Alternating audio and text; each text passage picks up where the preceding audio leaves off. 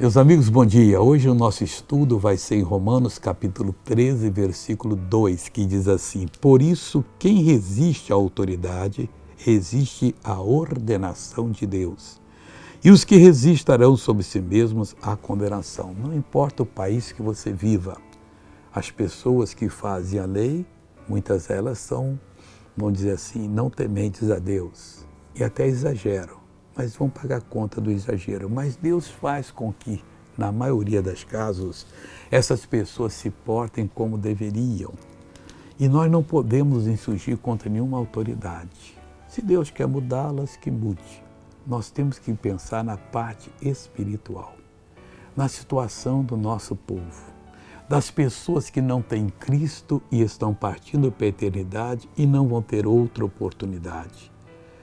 Fazendo todo o possível para o Evangelho chegar até elas. E se a igreja quiser, chegará rapidamente.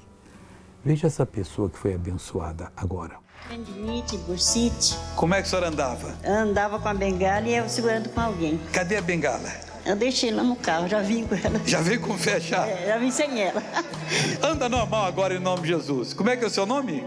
Divina. Divina, não pode ser andar diferente. Vai, Divina de Jesus. Amém. Seja pertence de Jesus.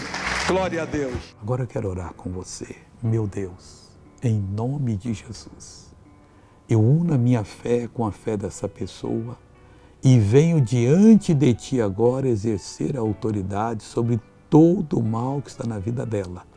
Vou repreender a força maligna, vou libertar essa vida para a glória do Teu nome. Em nome de Jesus eu digo, mal, solte essa pessoa, vá embora, em nome de Jesus. E amém.